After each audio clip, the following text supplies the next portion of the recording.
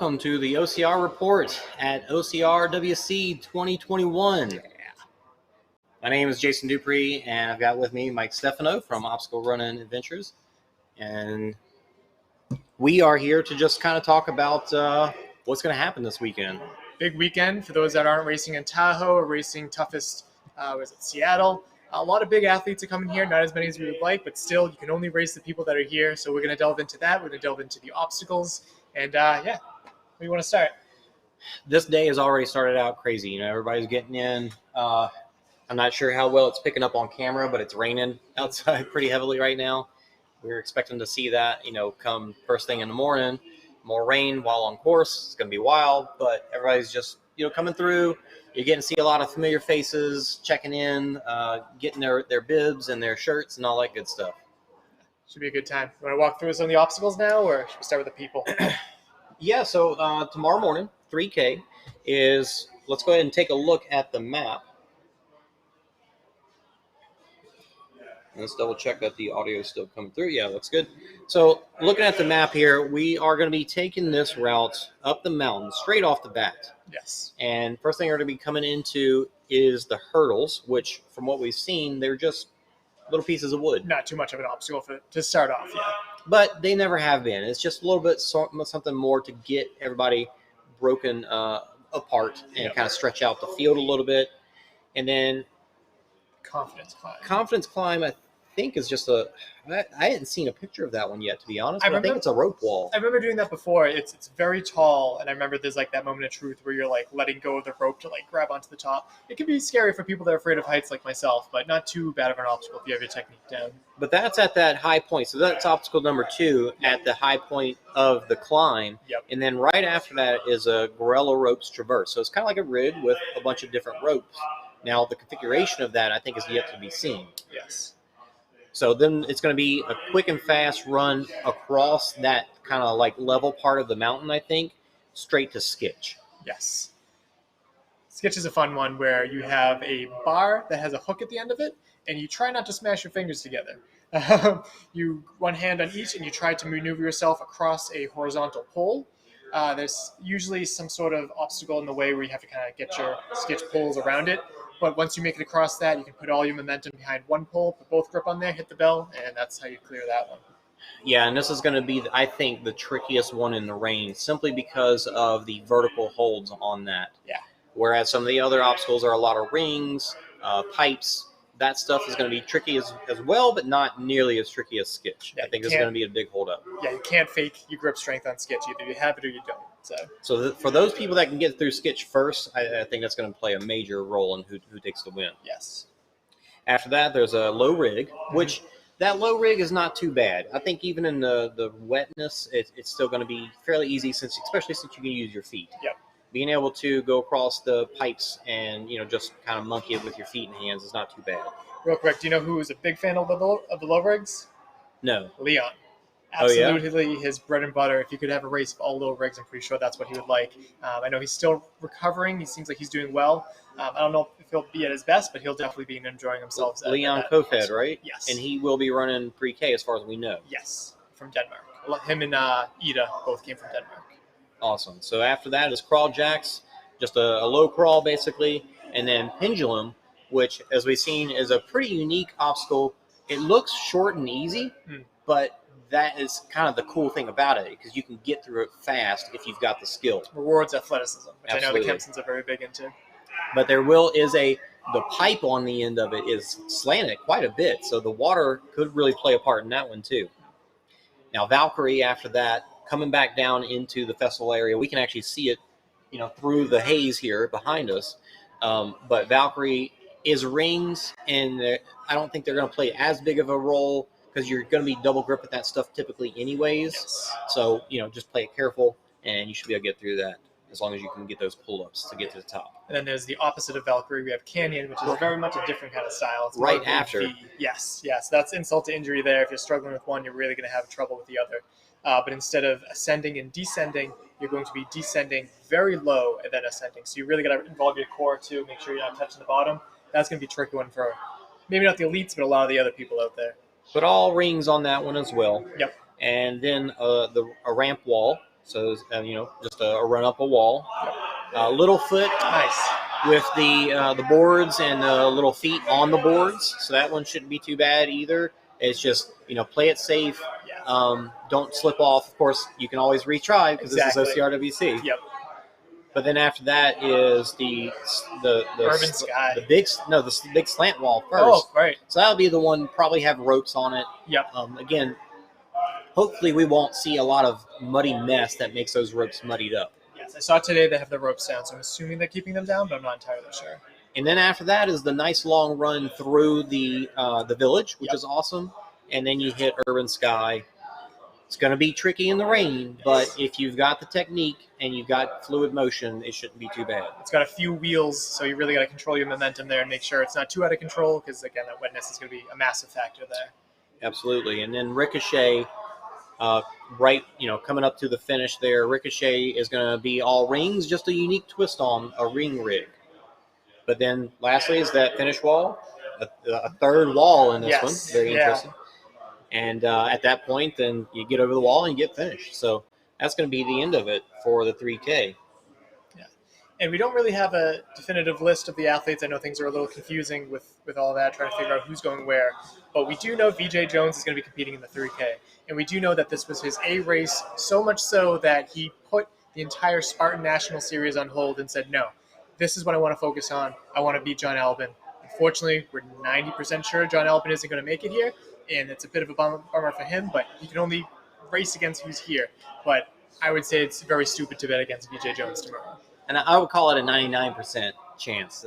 He did say himself that he wasn't coming. So, yeah, that 1% chance would be pretty amazing if he showed up. It would be. I could just imagine that, just just shows up. But yeah, he's absolutely going to be a threat. Someone else that would be a threat, even though he's not going to be coming, from what I heard for this specific event, is Logan Broadbent. Logan's the only one to beat VJ in a race this year. He beat him in Ohio for the Indian Mud Run. And so he's got some serious speed on him, but we're pretty sure he's still in the Maldives. And so he was not going to be coming out until the 15K from what I heard. And he's going to be doing both that event and the team relay. So that'll be exciting for him. But who can take on VJ Jones?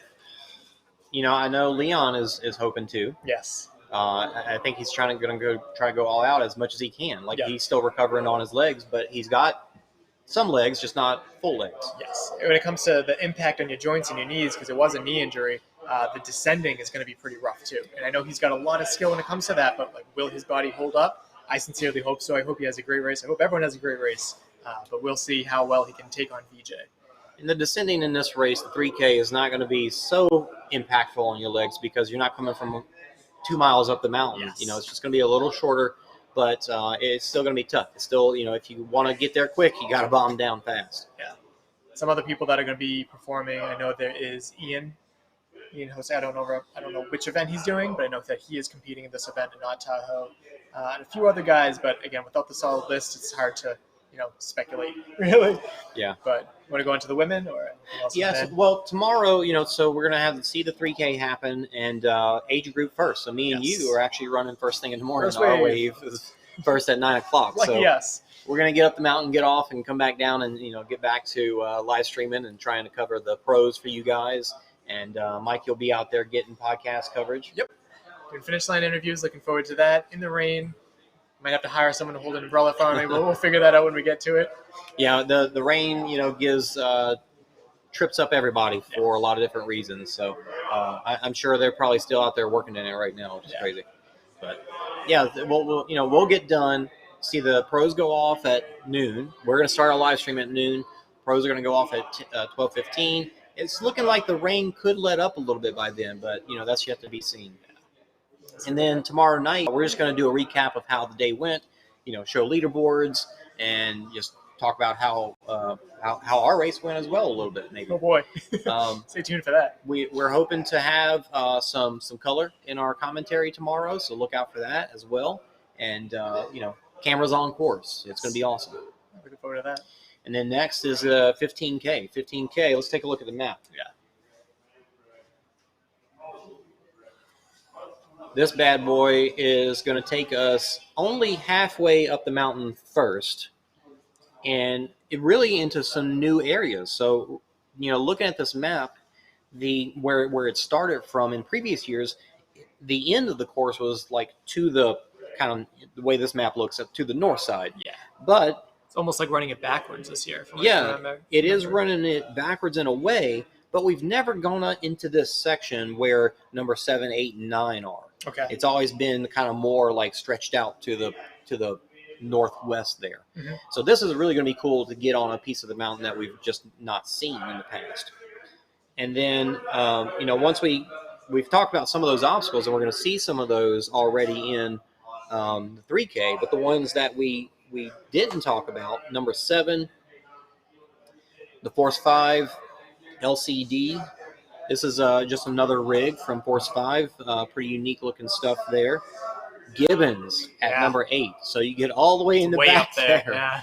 and then get on Gibbons. So that is going to be wild. But awesome thing is that it's looking to be nice and sunny. Yes. So that's a good thing for sure. It should be nice and dry by then, folks. Yeah, hopefully. I mean, the pros going first thing, that Maybe they some may morning still have dew to do potentially. it. Yeah, absolutely. Some morning dew could be tricky.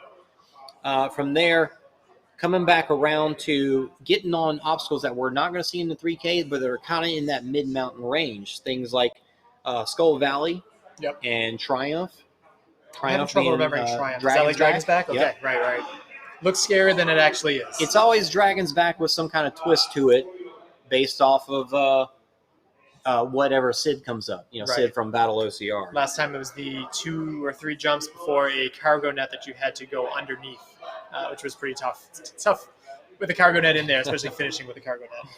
And then after that is a technical rig. I mean, we don't even know what that looks like right now. So it might be one of those things where you get to it and that's the first time you've seen it. Yeah. Hopefully, we need to get somebody up there so we can all see it ahead of time before we race. Yes, definitely. But then there's going to be a farmer's carry, and the farmer's carry is always like those shopping bags with the sand in it or something.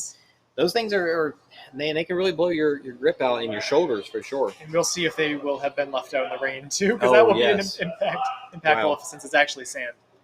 And then from there, let's see, number 19, coming back down into the festival area just for a moment, and then making that big climb up the mountain. Yes. 1.5 miles, almost 2 miles up the mountain, climbing the whole way. Along the way, you're going to hit Skitch, and then the Force 5 low rig again, and Top Shelf, which will just be like an Irish table or something. Right, like T-Bone from Tough Mudder, I believe. Yeah, and then once you get all the way to the top of the mountain, that's where you're going to see the rope climb, Lagaff, and the technical rig that's way up there as well. Do you know what the new spin on Lagaff is for this year? Because I heard people talking about it. I'm not entirely sure what's so different.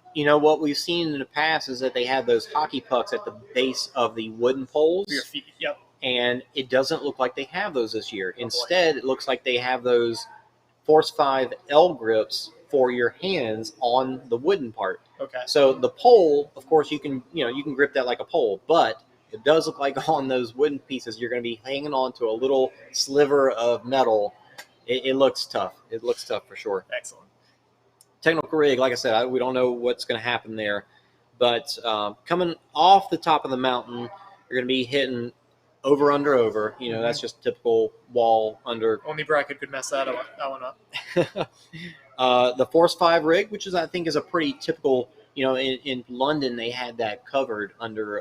Actually, here in one of the NORAMs they had that covered as well. Yes, it was under like a big canopy out there, right? Yeah. Really, really cool setup. Great rig. It's always fun. Like really, when you can get momentum through that thing, it's a blast. You make some big chances there. Yeah, absolutely. But then coming off the mountain, halfway down, there's a hoist there, an inverted wall, just a couple of things just to give you something to do on the way down the mountain. But that is a long run on the way down. Yeah. It's the same road that we've climbed in past years for NORAM. Same for the charity challenge too, for the 7K. Yes. That's that big hike up, so that's going to be the descent this time. I know, it's going to be insane. Yeah.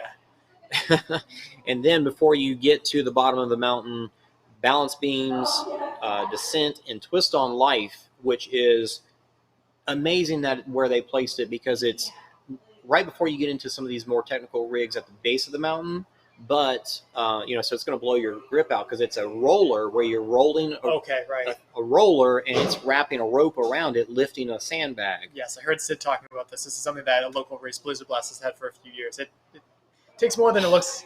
It does, and then when you're done with it, like your grip and your shoulders are all blasted. Yeah. So then you gotta, head down the rest of the mountain and then get right into the stuff like pendulum, and before you do Valkyrie and Canyon and all that, you got to do the rec bag carry. Yes. So at least there's a little bit of time to, while you're gonna be huffing and puffing, your grip will get a break. Yeah. And then you get into, Canyon and a climb, a cargo net, Littlefoot, the ramp wall, Urban Sky, all that stuff that's down at Close the base to the festival, yep. in the festival area. Yeah, pretty crazy. So all through during that, Friday and Saturday, we're also going to see people right down here, right in front of where we're looking, is the 100-meter course. Yes. So people are going to be running that all day long, which is pretty amazing. And some people have it where they're running it on Friday. Some people are going to be running it on Saturday. I'm actually going to run it Saturday myself. And come Sunday, after the team race, they're going to do the finals there. So let's talk about the team race for just a second. Team race is looking pretty cool. Very, a little different even from previous years. Real quick on that, red is going to be the speed, blue is strength, and then you'll see it transition pretty quickly over to green, which is the technique part of the course. Each person gets a different job here. Yeah, let's talk about what the tricky part is for each section. Speed, obviously. And purple's together, right? Yes, purple at the end is everybody together.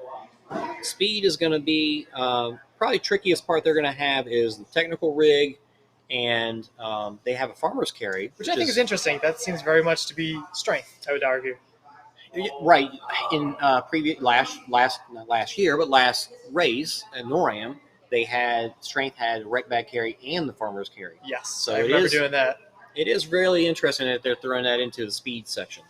But they're going to have a couple of rigs, and then they're going to get handed off to the strength section. Well, they'll do the rec bag carry, but they also have to do skitch. This is immense, I think. Yeah. But not only skitch, but also the Force 5 low rig, and twist on life. We think of grip strength, so that being a strength obstacle as well. But I think skitch is going to be the you gotta feel confident that your strength guy can make it through that. Yeah, it's going to be tough. And then passing it off to the technical section. Technical section gets to go through all the fun stuff. Yeah. Valkyrie, pendulum, canyon, Skull Valley, the snake pit, trapeze, all this other crazy fun good obstacles that are out there. So have we talked about the snake pit before? I don't know if I recognize that one. No, it wasn't on. We may have skipped over it, but I didn't see it on the course maps there because we're just kind of looking at them real fast right now. Yeah. But snake pit, I think, is just a bunch of ropes in all kinds of different directions. I haven't actually seen it to know what, but the description of it makes it sound kind of like Black Widow from Tough Mudder. Right. So, and then once the team comes together, they'll all do Littlefoot, which I find interesting. Me too. That's an interesting idea there. But I know that for a while, Adrian said that he wants the team united part to be longer. So instead of just doing that last obstacle all together, there'll be some more. Which is awesome. I'm glad to hear that. And then they get a ramp wall, Urban Sky, and that's always been in the team section. Ricochet. So that'll be cool to see. Maybe we can see, a team members go together at the same time on different lanes. That would be fun to watch. And then the finish wall, and that's it. Yeah. So let's talk a moment about what we've seen in the 100-meter course, because after the team race happens, we're going to end up seeing the 100-meter course finals happen around 3 o'clock, I think, on Sunday. And the course that they've got down here is made up of, a little different than previous years where it was you run around in a loop and then there's multiple rigs through that. Instead, they've got rig, but you go down and back. So one side of the rig is one thing, and then the other side of the rig is another thing. So the very first one is Matt Kempson Designs, one side is one setup and the other side's a different setup, which is super cool. Yeah. Really love to see that kind of It stuff. should be really interesting seeing people battle that out and just like, no real running. It's basically, American Ninja Warrior down there for that race. Yeah, I need to look at it some more because I know they got some really unique stuff. Like they've got like a miniature Skull Valley. Okay. It's really cool, different little twist on that one. And it almost seems like it's like more in an L shape too. Correct me if I'm wrong, but it's kind of like it goes out and then turns and then goes back. Oh, does it? I believe so. Yeah. So very cool. Okay. Very, very fun. I'm excited to see this. I've never seen that course in action because they've only had this, to my knowledge, once before, and that was OCRWC, which was previously in Europe. So. Yeah, so I'm excited to try that out myself. You do get 2 tries on that one. I don't know if you get to go like you do it once and then you go right after, or how exactly that works. But I have to check my time. I don't know what I'm. Yeah, you sign up for a time and then you go do it. So we'll find out. If you're like me and you signed up 2 years ago, you better check on that. Nice. And so that finals, we're actually gonna adjust our broadcast schedule. Instead of doing our final show at I think 8 or whatever, 6 or whatever I had it scheduled for, we're gonna start when the 100-meter finals start, and then we'll wrap up with our recap show right after that. So look out for that. That schedule change will come, and we'll post that as well. But Mike, I think it's time to get some dinner and ready to eat. Get ready to run in the morning. Yeah. So good luck to everyone that's running this. Stay tuned and hope you're as excited for these events as we are. Again, not as big of a draw as it usually has been in the past, but support these athletes. It's going to be a great time, and hope you guys look forward to it. Thanks for watching. See y'all in the morning.